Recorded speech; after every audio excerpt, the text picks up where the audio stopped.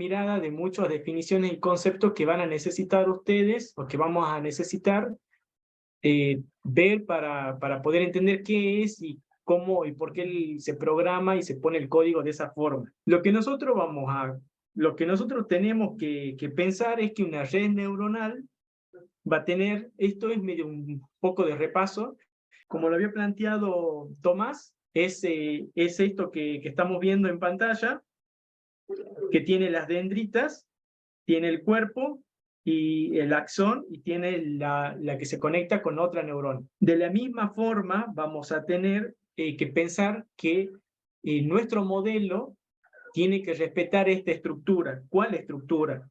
Nosotros vamos a tener puntos que van a simular los datos de entrada. Los datos de entrada, las dendritas o las patitas que se conectan con otra neurona o con otra red.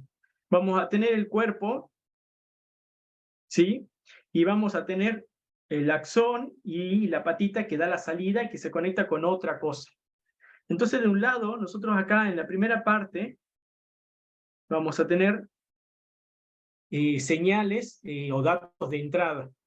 Vamos a tener un proceso, en el medio vamos a tener un proceso, y luego vamos a tener al final una salida.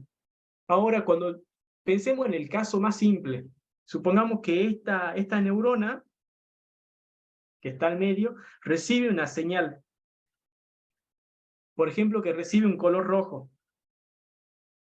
Entonces, la neurona, nada nos garantiza de que porque vea rojo signifique peligro y cruzando la calle yo me detenga. ¿Estamos? Entonces, si yo tengo una entrada roja, la neurona puede procesar esa información y la respuesta puede ser que cruce o que me pare. Nada me garantiza de que yo por ver rojo voy a cruzar o que me voy a detener. Entonces acá la entrada la marcamos nosotros, la entrada es el rojo o el dato inicial, eso es algo determinístico. Lo que hay aleatorio o lo que hay de estadística o lo probabilístico es la respuesta. Esta respuesta final puede ser o cruzo la calle o me detengo. ¿Y de qué manera va a estar dada la probabilidad o valor de que haga una respuesta a la otra? Y bueno, esa respuesta, esa probabilidad va a estar puesta al medio, en el cuerpo, en el proceso, digamos. Entonces, yo voy a borrar por un momento esto que acabo de dibujar y tratemos de entender entonces qué es lo que tenemos en el modelo de abajo. Los X, todos estos X son la entrada. O sea, sería el color rojo que yo acabo de decir. Ahora, la función o el proceso, lo que va a determinar si yo me paro o me detengo, que de hecho el parado, el detener, acá sería la salida, parar o cruzar, va a estar dada la probabilidad por estos W. Esto que nosotros le decimos, o que Tomás le dice pesos, son en realidad probabilidades. ¿Y qué es una probabilidad? Una probabilidad lo veamos en algo básico, en algo fácil. Si yo tengo una bolsa, vamos a hacer una bolsa así, vamos a pensar que dentro de la bolsa yo tengo 5 bolas blancas y 5 bolas negras. Entonces acá están las bolas 1, 2, 3, 4, 5 y las otras las vamos a hacer 1, 2, 3, 4, 5. Tengo 10. Entonces yo en total tengo 10. Pero yo le pido a alguien, a cualquier persona que va caminando, que venga, meta la mano y que saque. Entonces la persona viene y saca una bolita. Viene y saca una roja. Viene otra persona y saca otra roja. Viene otra persona y saca una roja. Viene otra persona y saca una amarilla. Y viene otra y saca también una roja. Yo le pregunto ahora a todos, ¿cuál es la proporción de rojas? ¿Cuántas extracciones hice en total? ¿Cuántas 5. personas le pedí? 5. 5. Bien, yo le pedí a 5 personas que saquen las bolitas. O sea, las extracciones son 5. Ahora, ¿qué proporción de esas extracciones fueron rojas? Un 0,8. 0,8, sí. Claro, pero de las 5, ¿cuántas fueron rojas? 80%. No, de las 4. 5 extracciones, fueron 4 nada más. O sea, rojas fueron 4. Entonces, ustedes me van a decir 80%, es como que el total fueran estas bolitas, el total, mi total son 5. Y de ese total, el 100%, todas las que están acá, todas estas son rojas. ¿Qué fracción representa? ¿Qué fracción? Es una fracción. 4/5. ¿En cuánto está? Son 4 rojas de 5, del total que son 5. Este 4/5 es la probabilidad. Es la probabilidad de que yo haya sacado rojas de esa bolsa. Y ustedes me van a decir, pero Miguel, ¿que no tenés 5 bolitas amarillas, blancas, y 5 amarillas y 5 rojas? La probabilidad debería ser la mitad, un medio. Sí, esa sería la probabilidad teórica. Es como decir la probabilidad de que en un curso hayan tanto varones como mujeres la mitad. O sea, la probabilidad teórica es como un aproximado. Pero eso se aproxima siempre que yo a este experimento le diga, lo haga 1000 veces, 1.000.000 de veces, 200 millones de veces. Cuando yo haga este experimento, cuando yo lo hago un número grande de fracciones, digamos casi infinito, en realidad, este cuadrito que está acá va a cambiar y va a haber la misma cantidad, casi la misma cantidad de extracciones rojas que de extracciones amarillas. Cuando nosotros hablamos de probabilidad, no estamos diciendo que exactamente ese resultado, sino que cuando yo lo hago muchas veces, tiende a ese número. ¿Sí, Cristian? Cuando usted se refiere a la extracción, yo veo ahí que usted saca 5 bolitas, digamos, y después dice que si hacemos que las extracciones tipo tiendan a infinito, ¿no se quedará sin bolitas, digamos? ¿O es como Sí, saco, anoto y luego pongo? ¿Algo así? claro, sí, tenés razón. Sí, sí, Ah, hay bien. pequeño, esta idea que vos estás planteando es así, es cierto. Si yo obviamente saco 5 bolitas y tengo 10, no me va a dar la capacidad para hacer más de 10 extracciones, porque obviamente si las saco y yo no las repongo a las bolitas, se llama extracción sin reposición. Entonces al sacar las bolitas, obviamente voy a ir cambiando mi experimento. Son, como le digo, estos son detalles, más que nada tienen que ver con la parte de estadística, pero el ejemplo lo que le quiero plantear es que cuando nosotros ponemos un peso o cuando ponemos una probabilidad, lo que estamos poniendo es algo que de alguna manera nosotros ponemos una fracción, un número que representa este experimento. Fíjense que es 4/5, no llega a ser 1, es algo menos que 1. Es un porcentaje o una fracción que tiene que ver con lo aleatorio. No sé quién había levantado la mano. Entonces, mientras más veces realizamos el experimento, recién es cuando notamos algún tipo de patrón. Claro, claro, por eso es que la red neuronal, cuando ustedes ponen datos, yo pongo 3 puntos. Volvamos sobre la presentación que hizo Tomás al comienzo. Nosotros tenemos acá esta imagen, ¿sí? Nosotros tenemos puntos ahí. Yo digo, esta recta separa, quiere decir que pone cosas de un lado y cosas del otro. Casi podríamos decir que la mitad de cosas van de un lado y la mitad de cosas van del otro. Si yo tuviese solamente un punto, 2 puntos y 3 puntos, yo no podría saber si separa o no bien o con qué efectividad. Lo que quiero decir es que cuando más experimentos o cuando más puntos yo ponga, voy a darle mayor precisión a la probabilidad y voy a hacer que de alguna manera los datos sean más significativos y que tengan más impacto en mi modelo. ¿Me explico? Volvamos sobre el modelo que teníamos acá. Nosotros aquí dijimos que vamos a tener los datos de entrada.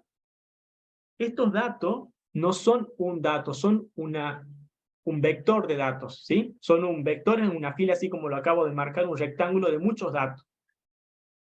Esos datos tienen que después se estudiará en el otro curso que decía Tomás, esos datos tienen que tener relación. Si yo pongo, por ejemplo, pongo una red neuronal y pongo datos, no sé, de personas y después pongo datos de vehículos, pongo nombre de personas, Juan, Pedro, Matías, María, y después pongo un Ford Sierra y datos de vehículo, seguramente la respuesta acá va a ser muy distinta. Y cuando el modelo aprenda o cuando la red haga algo, va a tener que estas probabilidades van a sufrir error, ¿sí?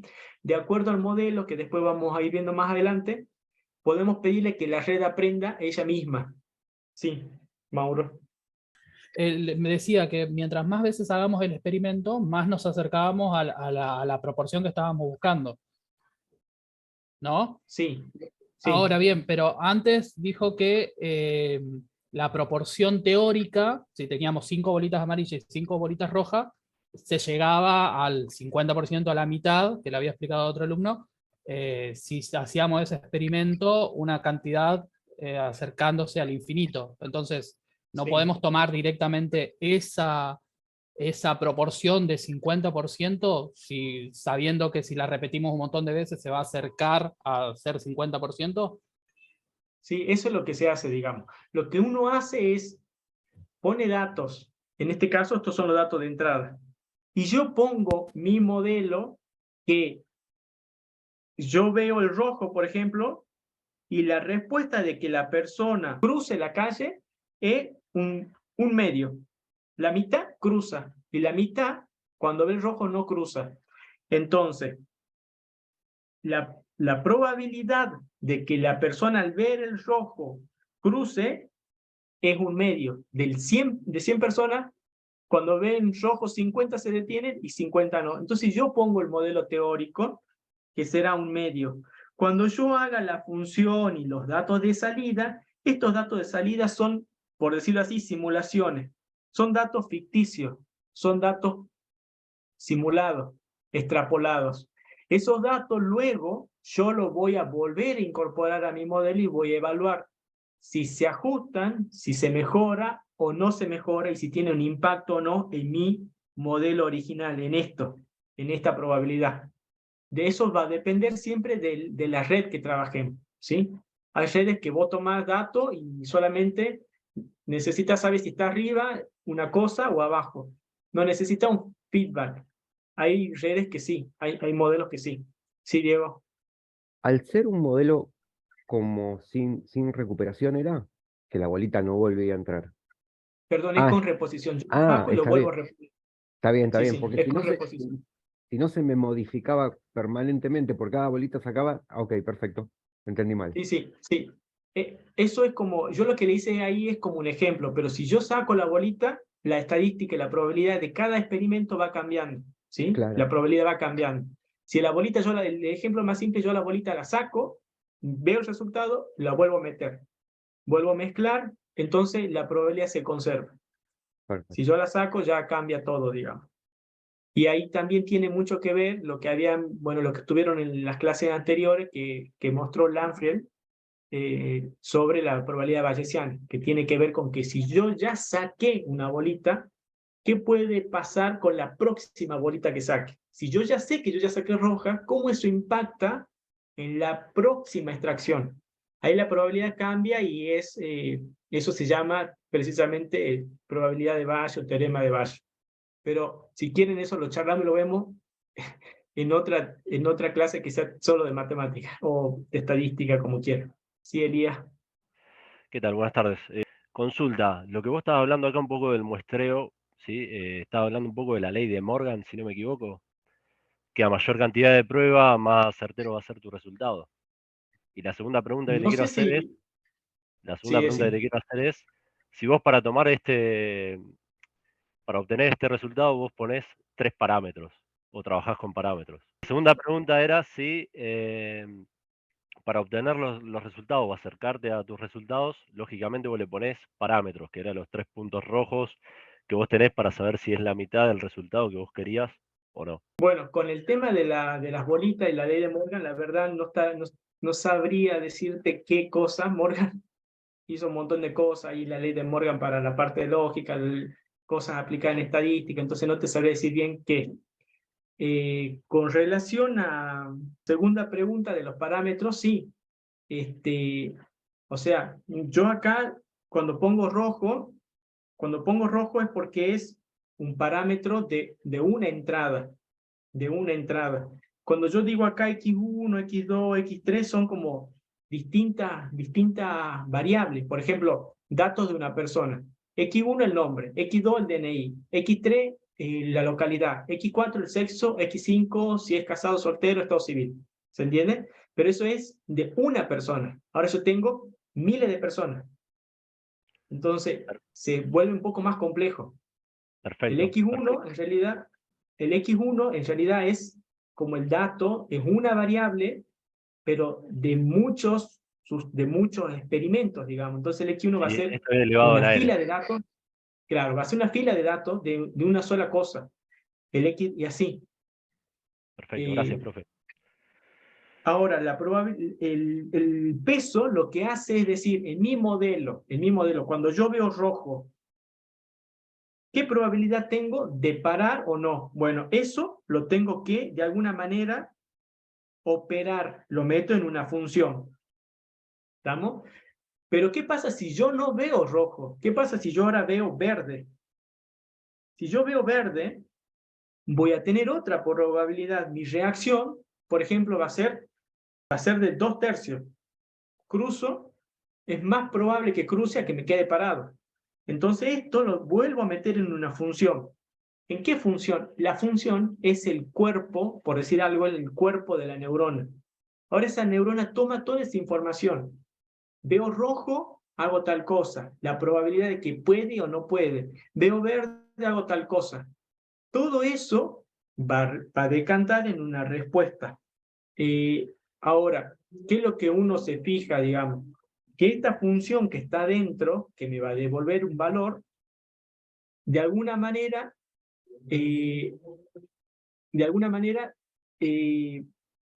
relaciona los pesos, las probabilidades de cada variable. Entonces, volvamos. Yo tengo una variable. La variable es X sub I, porque son muchos datos, porque son muchos parámetros distintos. Y cada una de estas tiene asociado una probabilidad X sub I. ¿Estamos? Y esto yo lo puedo sumar, restar, multiplicar. Entonces yo le voy a decir que lo sume. Esto va a ser mi función. Mi función va a tomar esos valores y va a hacer algo.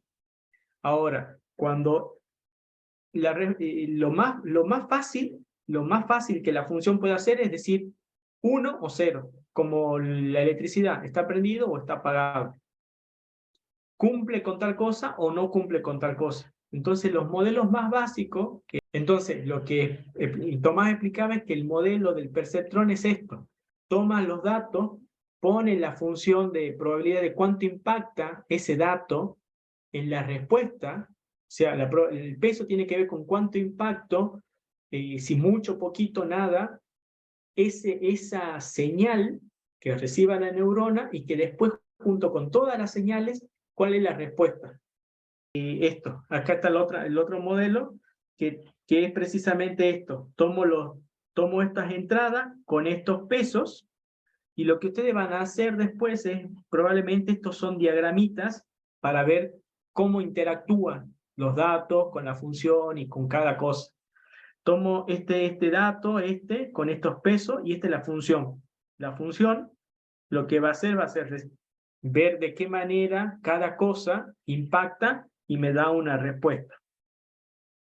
Por ejemplo, este ejemplo, lo que hace es, esta tabla lo que hace es, si después ven, que después les sugiero que vean los videos que están de las clases asincrónicas, que están en la plataforma, los que ya están en la plataforma y los que se están enganchando recién, no me lleven el apunte y ya después seguramente lo van a poder ver en su momento.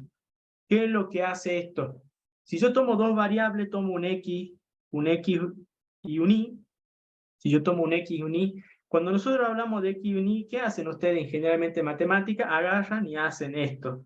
acá está el X y acá está el Y.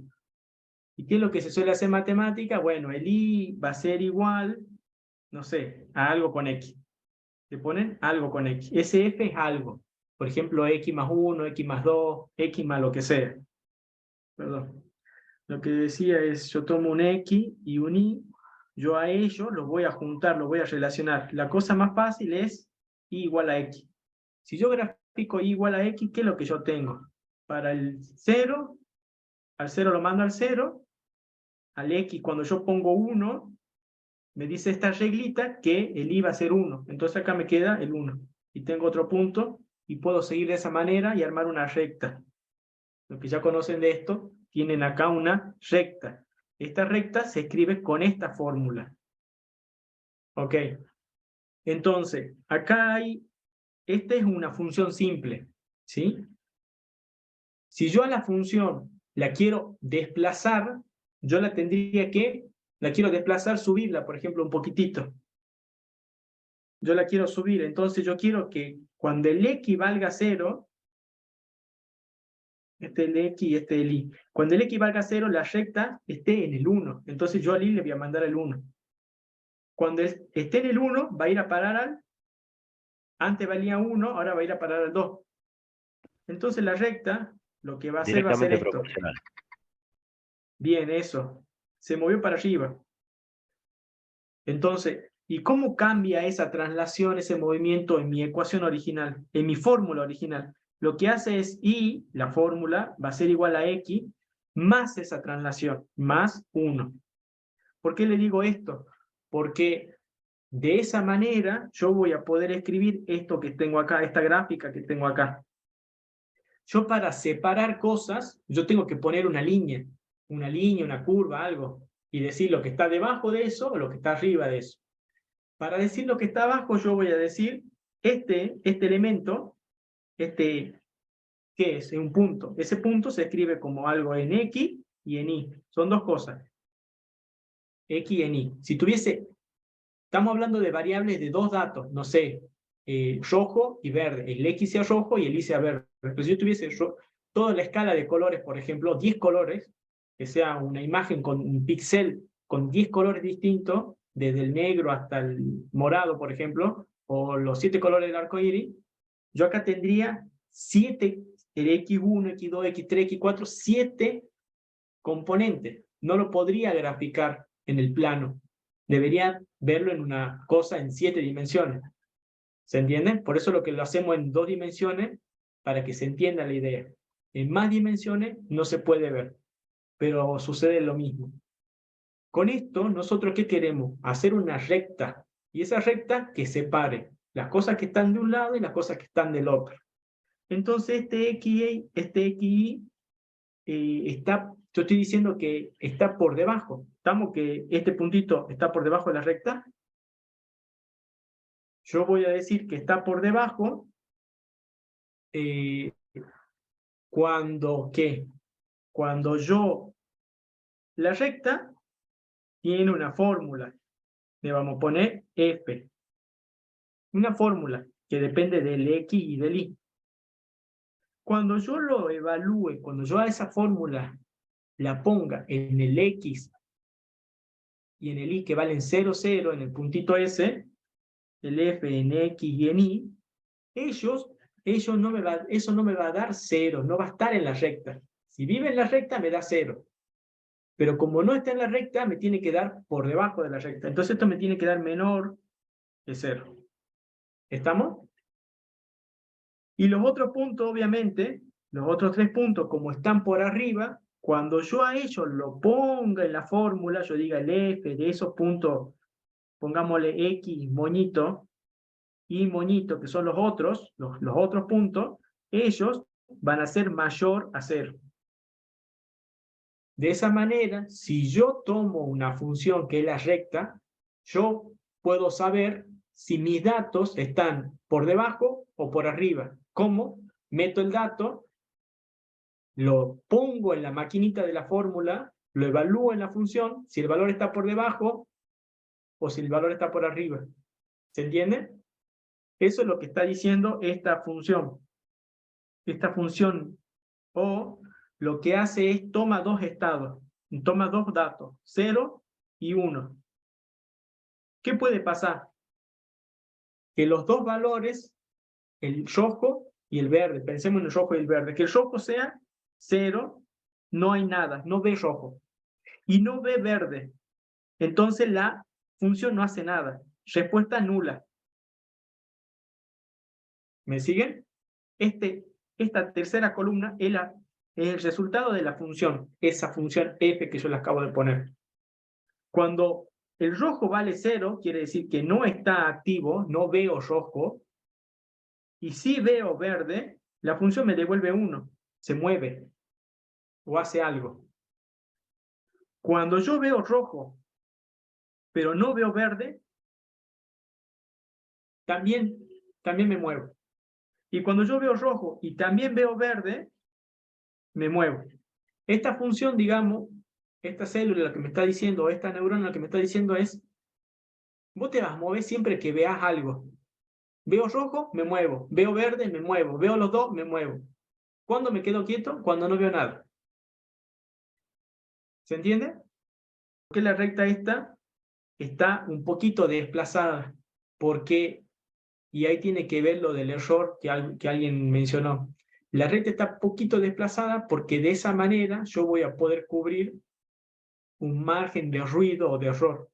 ¿Sí? Entonces, ¿cómo la desplazo? ¿Cómo la desplazo a la recta? Y con lo que le acabo de decir, le tengo que sumar el 1 en este caso. Esta recta, ¿qué sería precisamente? Y igual a menos x, porque viene para abajo. Pero como yo quiero que ella me pueda percibir este valor, que sería el tope, digamos, yo necesito sumarle un margen. Pongamos un épsilon, un error o un ruido. Eso hace de que la recta se mueva para arriba. Y entonces me puede llegar a detectar este valor que está por debajo. Y así me separa los valores, los datos que están arriba y los datos que están abajo. ¿Preguntas hasta acá? Ese épsilon del final que puso usted, Sí, sería el normal b de la función lineal, ¿no? claro, sería el b de la función lineal, ¿sí? La función lineal, y bueno, acá justo que ya les muestro esta parte, la función lineal, ¿qué es una función lineal? Es y igual a a por x. El a, ¿qué es lo que hace el valor a? Esto es, perdón que para alguien sea básico, pero es un simple repaso. La función, si el a vale 1, la recta es justo la que pasa por la mitad del cuadrado. Esto es y igual a x. Si el a es mayor a 1, la recta se hace más alta. Si el a es menor a 1, la recta se hace más chatita. Y ahora, lo que decía su compañero es, si yo le sumo un valor b, que es lo que le dije hace un rato, lo que hace el b es desplazarme la recta. La recta original me la desplaza así. Y acá estaría el b. ¿Sí? Entonces, cuando nosotros tengamos más datos, una cantidad más grande, vamos a estar trabajando en un espacio n, de dimensión n, porque tenemos n datos de entrada, y yo ahí necesito una función. La función, ¿quién era la función? La función involucraba a los x sub i, a las entradas, y a los w sub i, a los pesos. Pero esto había que sumarlos a todos. Yo los tengo que sumar. Para sumar vamos a poner la letra sigma al revés. Esta una letra griega que significa suma. Para no escribir suma, ponemos la sigma que significa que se suman todos los datos. Esa suma de todos los datos tiene la misma pinta de esto, de esta función lineal. ¿Sí? Pero esa función lineal es la que pasa justo por el origen, la que pasa justo por el cero, no está desplazada. Entonces nosotros luego vamos a tener que ponerle acá un valor de desplazamiento que es la tolerancia, los márgenes, para poder tener ese margen de error. ¿Estamos hasta acá? Nosotros cuando tenemos muchos datos, estamos trabajando con dimensión n. Ya no lo podemos ver en 2 dimensiones como estamos acá. En más dimensiones, esa recta ya no es recta, es un plano. En realidad es un hiperplano. ¿Sí? Entonces ese plano se escribe de esta manera. Ese plano se escribe de esta manera. O sea que lo que acabamos de pensar recién para la recta, en 2 dimensiones con 2 variables, también se piensa en más dimensiones, pero tiene una forma más compleja de verlo matemáticamente, que es esto. Entonces, a la fórmula se le suma el valor, la variable b como un margen de error. Sí, se le suma la variable b como un margen de error, que si yo no me equivoco, y quizás después Tomás lo confirma, tiene que ver con los márgenes de tolerancia de la función de activación. ¿Sí? Creo que Pero lo entiendo. Sí.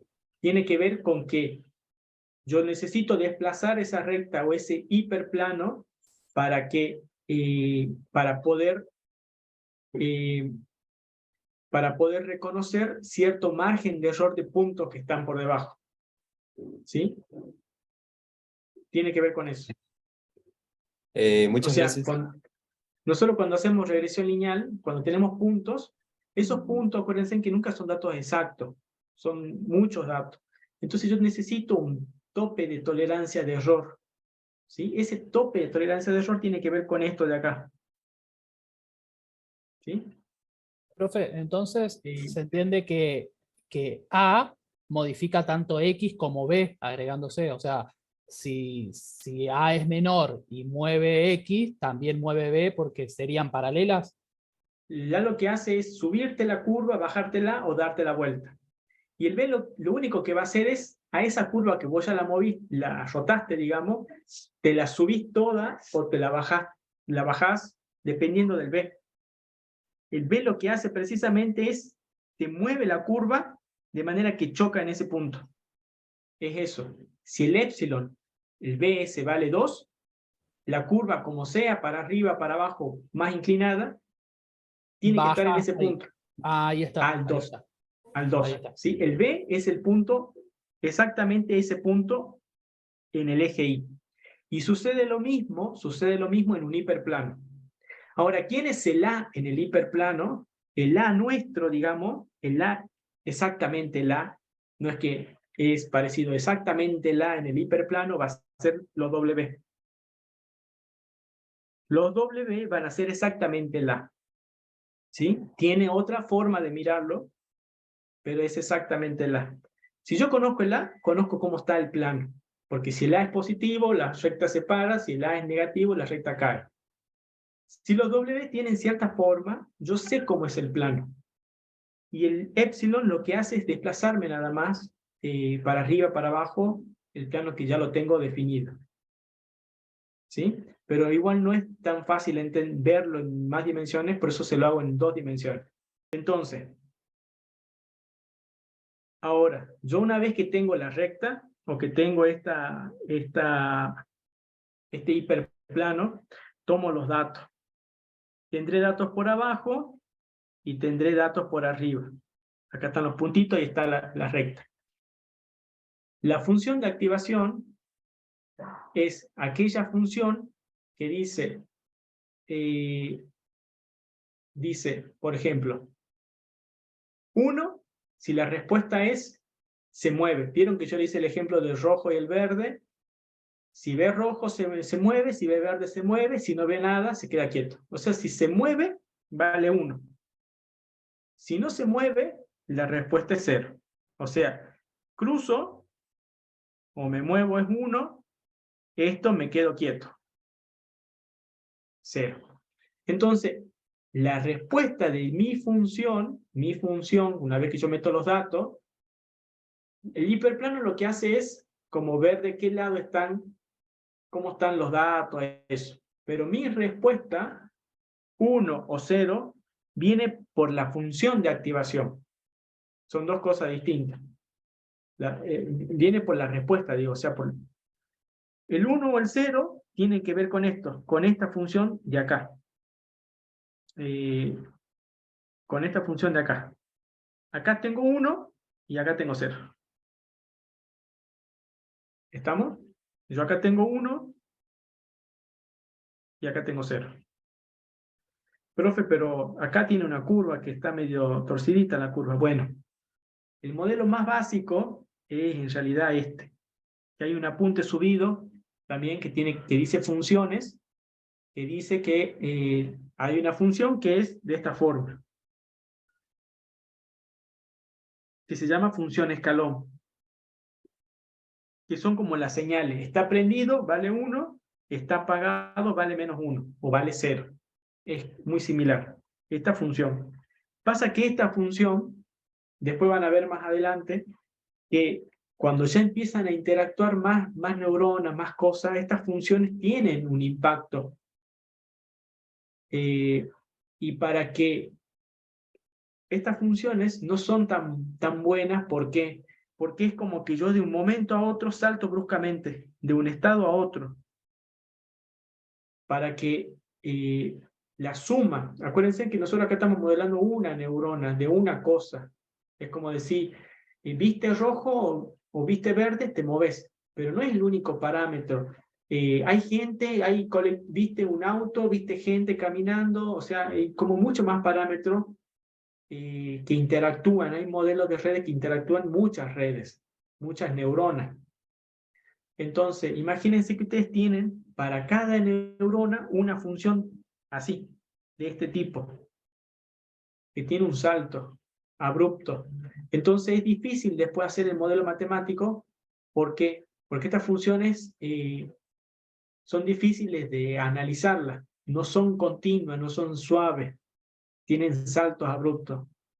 Entonces, el modelo más bonito de la función suave y que es continua, suave quiere decir que no se corta, que crece o que acelera o que se desacelera de forma continua. Es este es uno de los modelos más utilizados, pero ya en la fórmula, ya de su expresión matemática es más compleja, es todo esto que se ve acá. ¿Y qué es E? E es un número que es aproximadamente 2,71, es un número matemático, es como el pi. Sí, Andrés. Lo que pasa con la función de activación es que estas funciones son suaves y tienen mejores propiedades. Entonces, esa es la sigmoide, es una función que... Hay funciones que tienen nombre porque se utilizan mucho. Esta, por ejemplo, en particular... Perdón, ¿se me escucha? Ahí sí. Perdón, estaba muteado. A lo mejor lo vas a explicar después, pero yo tengo una duda con respecto a las redes neuronales. O sea, esta función de activación, entiendo que en cada capa hay una función de activación, ¿no? ¿Es así o me equivoco? Eso es cuando es multicapa, sí. Sí, eso. Y la duda es, o sea, esa función de activación, no sé, ¿es de la capa o va en cada neurona hay una función de activación? No sé si se entiende la pregunta. Bueno, vamos por partes. Si vos tenés varias neuronas, cada neurona tiene su función de activación, porque la función de activación tiene que ver con el cuerpo de la neurona y te va a dar una respuesta. Esa respuesta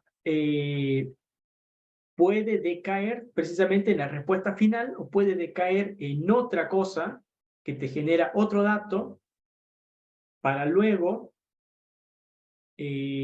con ese dato, generar otra capa. No sé si me explico. Mi respuesta de mi neurona puede ser el dato para otra neurona. Y esa última neurona recién es la que me da la respuesta final. Bien, eso, porque he visto el modelo simplificado, entonces parece como que hubiese una sola función de activación al final, pero cuando ya hablamos de profundas, son varias capas. Ese punto es como Sí. que pueden ir activando, incluso el resultado de esa función de activación puede que active algunas neuronas de otra capa, podría ser algo así. Sí, es más, la inteligencia artificial autosupervisada, si no me equivoco, pues quizás Tomás lo explica después bien, la respuesta que vos obtenés, chequeás con la información anterior, y eso te permite mejorar tu modelo. Pero acá el modelo que estamos viendo es solamente de una neurona, ¿sí? Es para entender cómo funciona una, que es precisamente el perceptrón.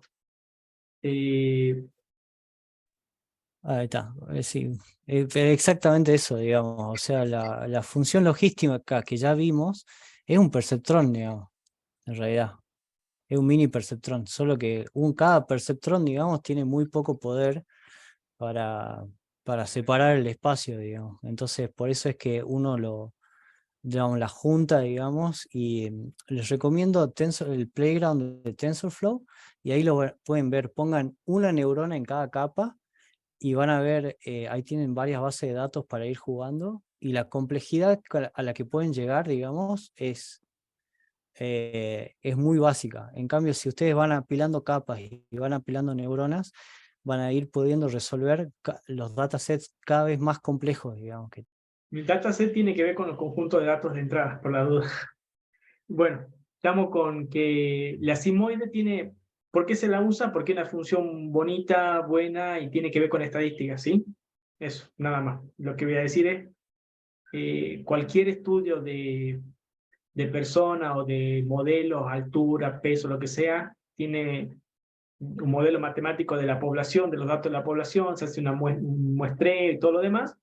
Por ejemplo, los censos, cuestiones de las elecciones, se hacen censos o muestreos, y eso tiene que ver con un tipo de probabilidad, que lo que conocen es la probabilidad distribución normal, y esa distribución normal tira esta función, yo estoy señalando, no sé, esta función que se llama sigmoide, y justo tiene las características buenas que a nosotros nos interesan.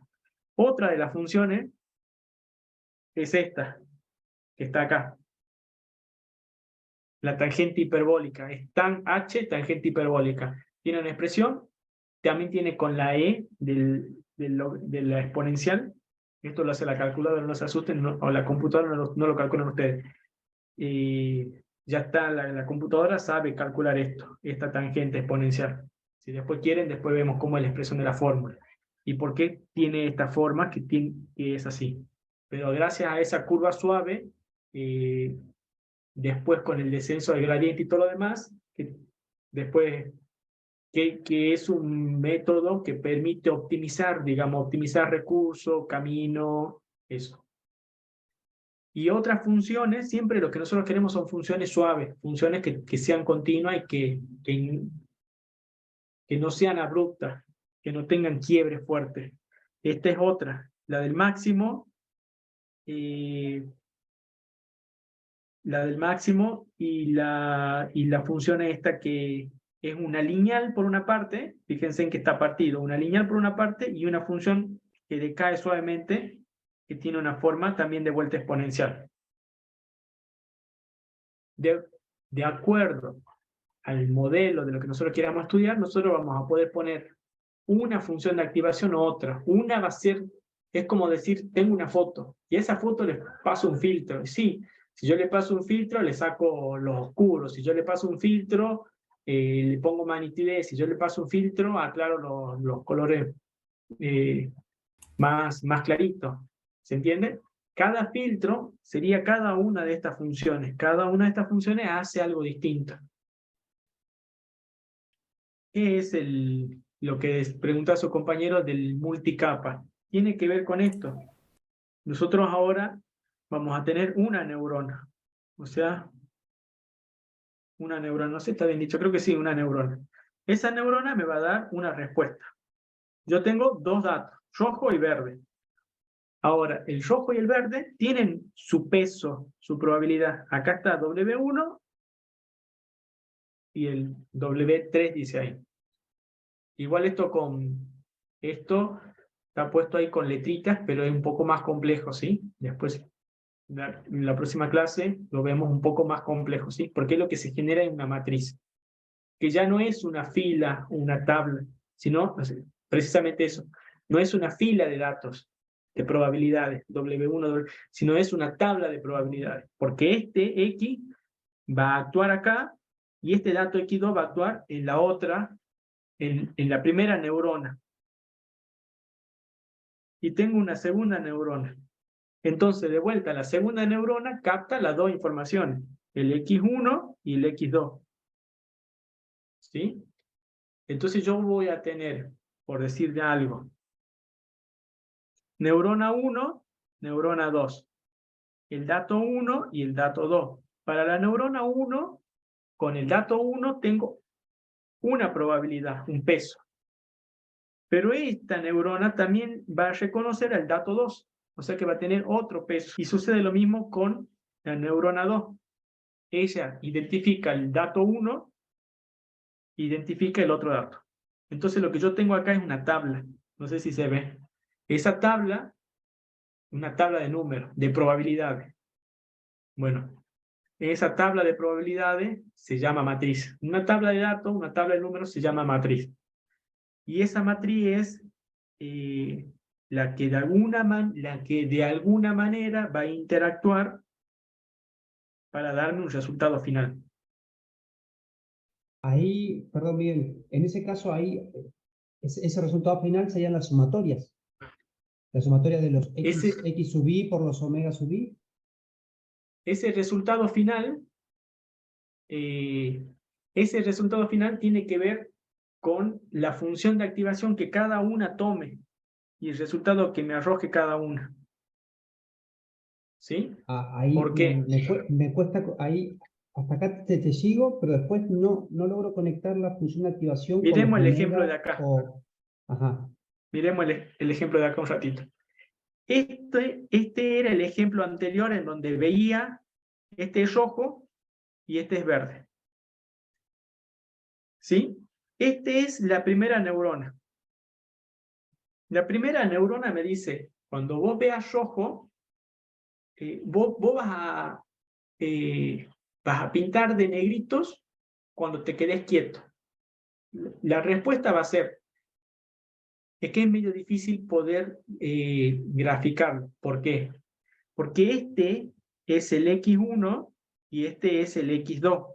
El X1 y el X2 son los datos de entrada, con los W sub I.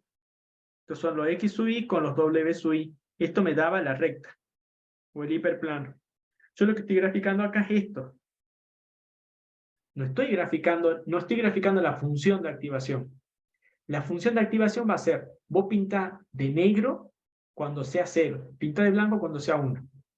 Entonces, volvamos con la lógica. Yo veo rojo y veo verde.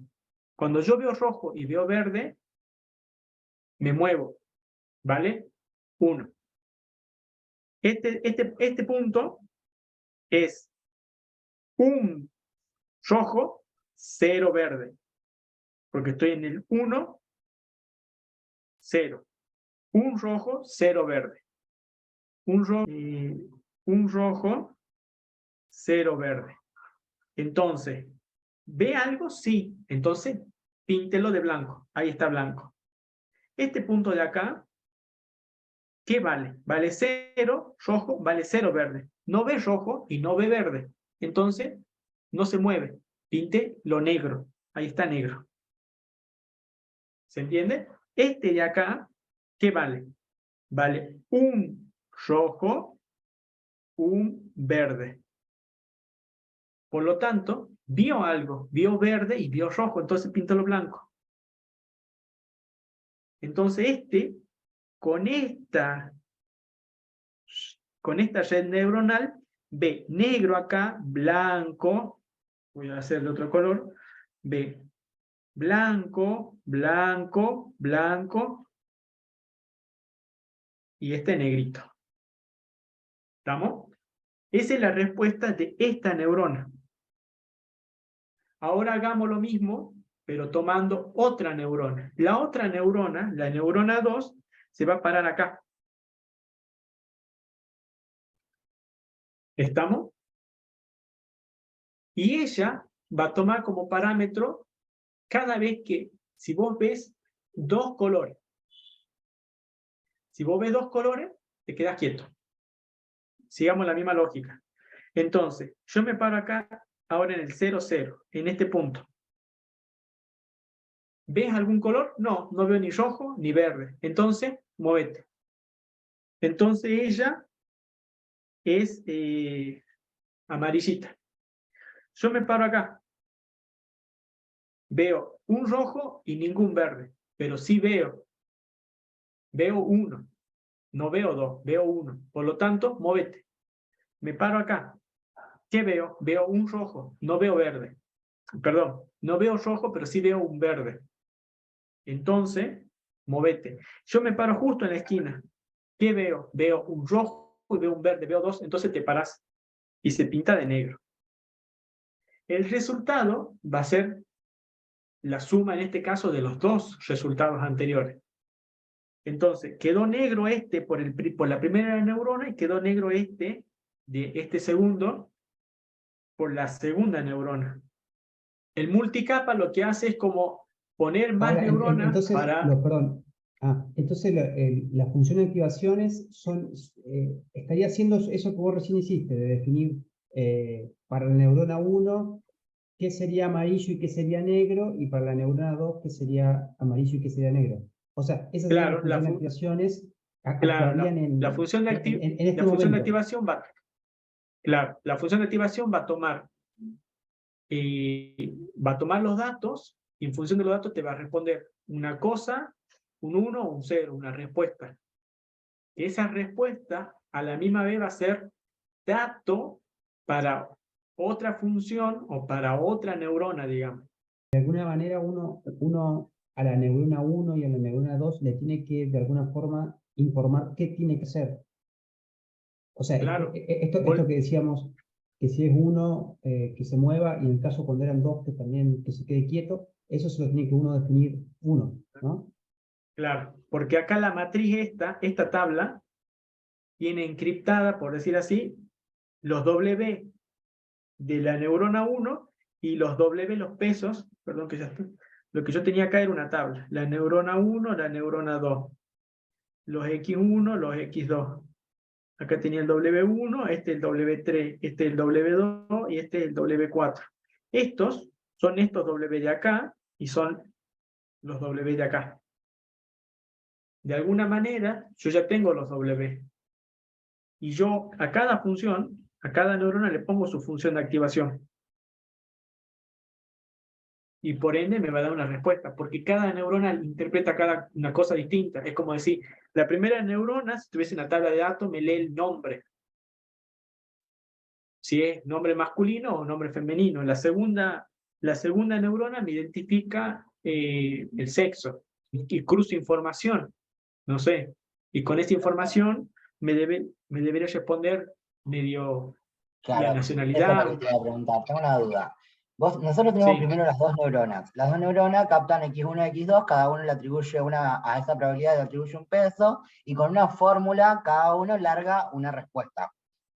Esas dos respuestas, que son las flechas que se unen, crean una tercera neurona, o esa tercera neurona la utiliza de nuevo como una probabilidad a cada una de las dos, y genera su propia fórmula para largar también una respuesta. Sí. Cuando es multicapa, se generan, bueno, después lo van a ver más adelante con Tomás, se generan capas ocultas, capas al medio, capas ocultas, que son todas estas fases intermedias, que lo que hace es como generar más información de más neuronas que procesan eso y terminan de dar una respuesta. Claro, es como que la salida de una neurona se convierte en la probabilidad de otra. Claro, se convierte en el dato, es como decir, el punto, es como decir, este punto de acá, ¿está arriba o está abajo de esta recta? Y bueno, está abajo de esta, pero estos tres puntos están arriba, sí, pero ¿qué tan arriba? Bueno, para yo saber qué tan arriba, tengo que poner una recta más arriba. Entonces digo, ¿están más arriba que la segunda recta, que la recta R? No, el único que está más arriba de la recta R es este. ¿Me entendés? Entonces se genera más información. Está más arriba, es como ir al mismo tiempo, es como el tema del descenso por gradiente, que es como que va encontrando la parte más baja de todo el plano. Como que va caminando claro. Claro. Claro. ¿Y por qué? Y volviendo al tema del descenso gradiente y la función, ¿por qué nosotros necesitamos funciones de este estilo? ¿Por qué necesitamos funciones de este estilo? Porque es más fácil derivarlo. Claro, porque no solo para hacer el descenso por gradiente, poder hacer el descenso por gradiente, estas cosas son suaves. Entonces, cuando yo las derivar, ¿qué es? Es ponerle una recta. ponerle una recta. Entonces yo le pongo una recta acá, sí. ¿Le puedo poner una recta acá? Sí. ¿Le puedo poner una recta acá? Sí. La curva tiene recta en todos lados. Pero si yo tuviese una función así, un escalón, yo le pongo una recta en cualquier lado, sí, pero justo en este punto no le puedo poner una recta. ¿Por qué? Porque ella se corta arriba. No sé qué recta ponerle. Se salta, se corta. Por eso nosotros usamos Te estas rompe todo funciones el suaves. modelo, digamos. Claro, es como que tiene un quiebre. Entonces, cuando vos querés aplicar el descenso por gradiente o algún otro método para hacer óptimo los recursos, para optimizar camino, para que el método sea con menor costo o más rápido, vos necesitas que esa recta que te acabo de poner, que se llama derivada, exista. Derivada, pero si tengo más variables, si tengo muchas más variables en n dimensiones, ya no se llama derivada, se llama gradiente. La derivada se llama gradiente, pero es esa recta. Entonces, para que ese gradiente exista, yo necesito que las funciones estas sean suaves. ¿Sean? Perdón, tengo Sí. una consulta respecto a eso. De todos modos, el Sí. descenso por gradiente, uno lo aplica a la función de costo, ¿no? Claro. No a la función de activación. O sea, la función de costo, Sí, sí, sí. la que nosotros usamos es una función cuadrática. En el sentido siempre va a ser continua y diferenciable. En este caso, ¿por qué se necesitaría una función así suave y que no se pueda aplicar la Hillside porque no es diferenciable en cero? No sé, ¿tendrá algo que ver con la continuidad en la activación de la neurona o algo por el estilo? No entiendo bien esa parte. El tema que sea, mira, respuesta así, no me gusta mentir, así que no te tengo una respuesta concreta, pero sí el hecho de que la función sea suave, de alguna manera nos va a garantizar después que nosotros podamos derivarla. Tiene que ver con eso, digamos. Pero igual el tema del descenso por gradiente, probablemente después hablo con Tomás o con los chicos y vemos de hacer una explicación con alguna curva o algo que se pueda ver, digamos, para entender. Porque de hecho el descenso por gradiente es tener como un cerro e ir buscando un cerro, un lado que baje de manera más rápida o más conveniente, pero no es hasta el final del trayecto. Llega hasta un punto y de ahí tomás otro camino. O sea, yo puedo tener, no sé, una curva así, y el descenso por gradiente va por este lado, y bueno, acá justo es en el plano, pero podría hacer la curva por otro lado. Yo bajo por un lado, y de ahí tomo otro camino, que me garantiza que es más rápido. Con eso tiene que ver el descenso por gradiente. Pero sí tiene que ver con el tema del costo.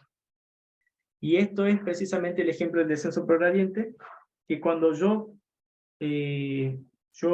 tengo esto, acá estamos en 3 dimensiones. Perdón, estamos en 2 dimensiones. Estamos en una y estamos en 2. Pero estamos en 2, profe, pero ¿por qué veo una curva, una superficie, una onda, digamos? Porque esta sería la función. Entonces yo tengo 2 valores y esta es la función, que cuando yo grafico me queda esto. Ahora, cuando nosotros hacemos el descenso por gradiente, precisamente el plano que yo acá necesito, como las curvas, como no tengo forma de estudiar curvas, no es natural estudiar curva, qué curva es mejor que otra curva, no es fácil para la computadora. Para la computadora es más fácil estudiar planos, ¿sí? Entonces cuando yo tengo el plano, ese plano está dado, definido de una única manera. ¿Por qué? Por su vector normal. ¿Qué es el vector normal? Es esto, es el que es perpendicular al plano. Si yo tengo cualquier plano, si yo pongo pongo por ejemplo, este lápiz, él es perpendicular al único plano, que está de este lado o del otro lado. Entonces, Si yo tengo un plano pi, yo voy a tener un único vector perpendicular que me haga ángulos rectos. ¿Sí? Y este se llama, como un triangulito, al revés se llama gradiente.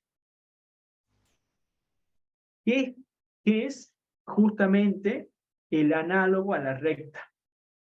A la recta en una curva. Tengo una curva, tengo acá una recta, que es justo la que toca.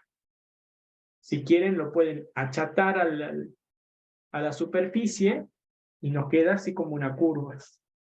Esta sería la sombra del plano que yo lo estaría dibujando así.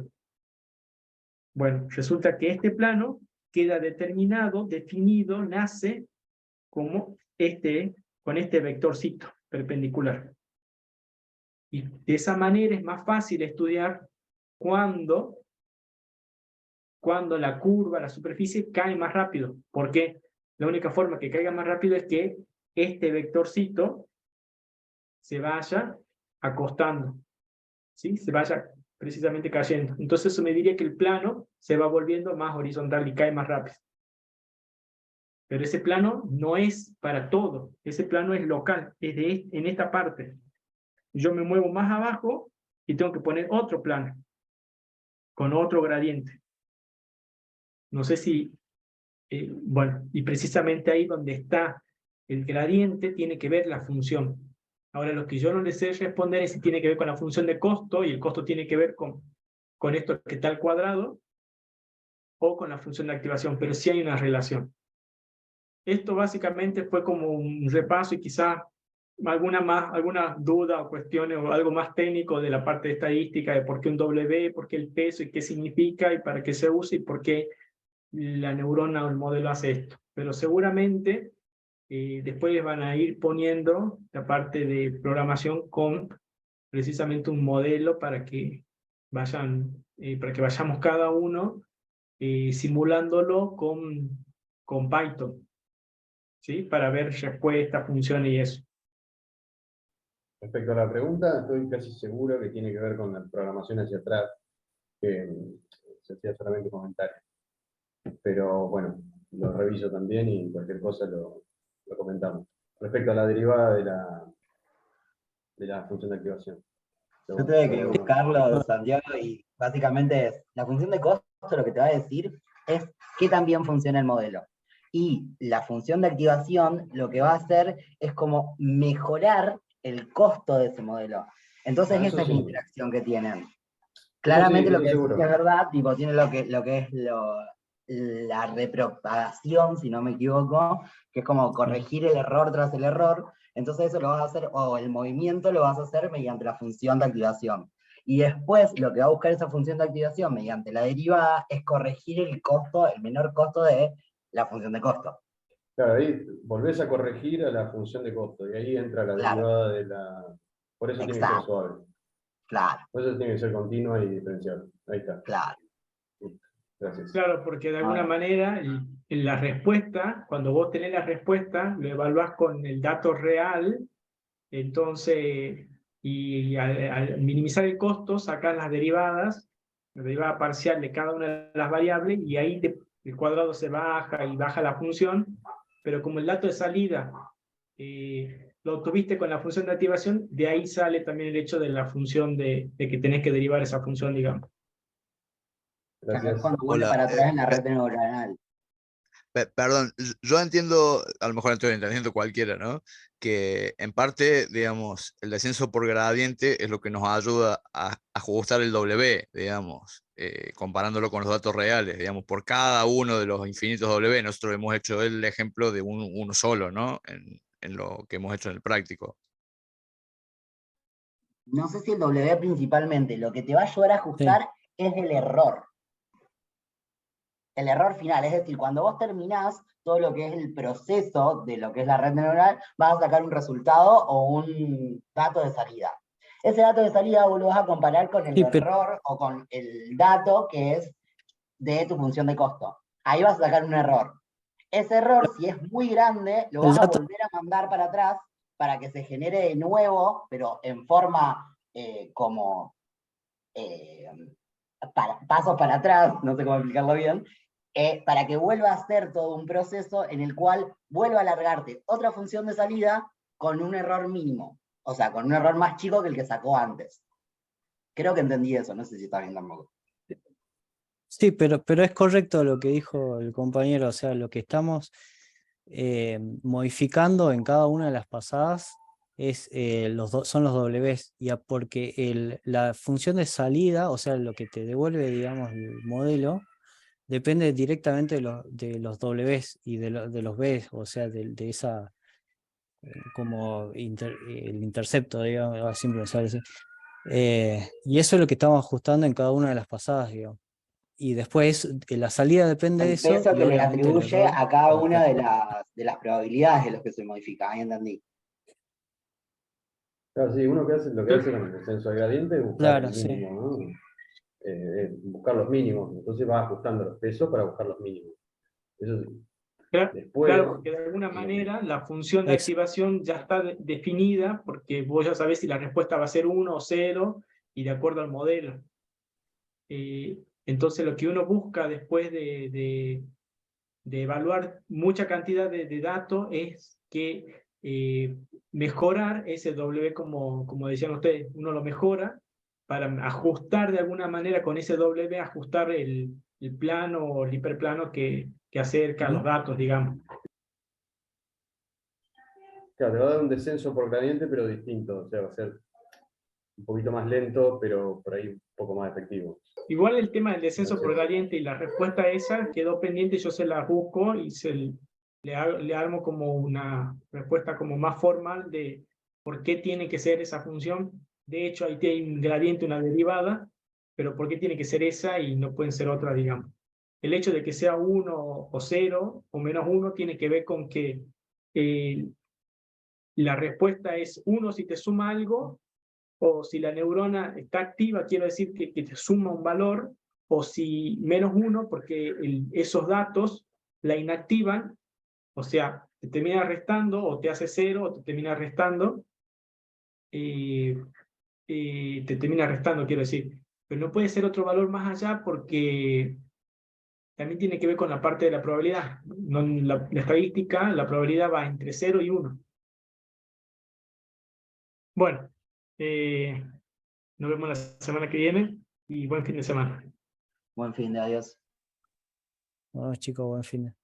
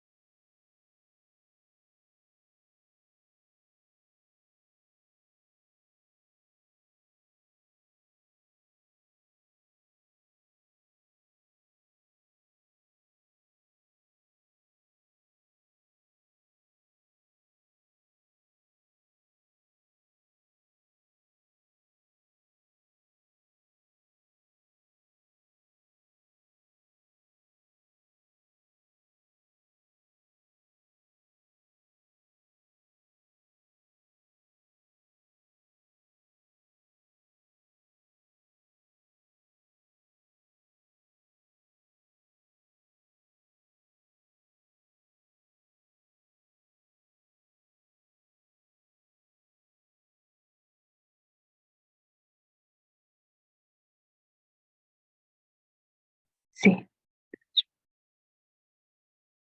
¿Hay algún motivo por el que cambia el horario en el que cierra? El primero dejaba hasta las 45, el siguiente hasta la 1:30, el otro en punto.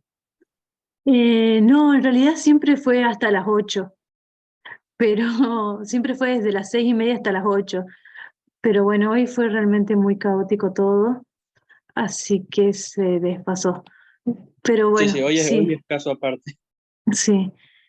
Voy a tratar de ponerla, no sé, porque generalmente la voy a poner desde las 6 hasta las 9, qué sé yo, por las dudas, para que no pasen estas cosas. Está perfecto. Chicas, Chicos, veo que veo que todavía quedan 32 personas. Nosotros estamos acá solucionando un par de cosas, pero la clase está terminada por las dudas. Si alguien tiene una duda, igual la Si alguien tiene respondemos. una duda, igual la respondemos. Eduardo Gabriel. Eduardo Gabriel. No, disculpe, profe, me olvidé de sacar la manito. Vale, Gracias y saludos. Otra consulta. ¿El chat del stream de YouTube, ese lo leen, lo monitorean? ¿O? Mira, hay una persona que está encargada del chat del stream de YouTube. No soy yo porque claramente yo estoy aquí, pero la otra persona encargada estoy segura que estuvo viendo y leyendo. No sé si respondió porque como te digo, estuve aquí toda la clase, pero sé que está encargado. Así que si hubieron quejas ahí, también serán elevadas. Solo hubo quejas, así que. Ah, bien. Hay muchos que pedían el mail para contactarse. Y hay un caso en particular que dice que ya tenía una cuenta en Moodle, pero no le aparece el de Machine Learning y el de Data Science. Puede iniciar, pero no le aparecen los dos cursos. Ah, bien, supongo que, bueno, seguramente la persona que estaba encargada tomó nota para informar y que se lo actualice la plataforma a esa persona. Pasaron el mail del profe, así que supongo que ahí llegará. ¿Qué otra forma de contacto hay? Es que hay un chatbot, mencionaban ahí, y la otra era el mail oficial de la UNSA y después el del profesor. Así que esos tres lugares van a quedar bombardeados con gente preguntando. Así que. Porque sí, a nosotros nos mandaron un mensaje que tenían que mandar a cuerpo.unsa@gmail.com, que es el mail que les pasó Tomás. Y ahí, bueno, descargar sus emociones, o dudas, o inquietudes. Y bueno, Tomás, como es Tomás, ofreció su mail personal, pero en realidad todas las cuestiones del curso deberían ir a ese mail.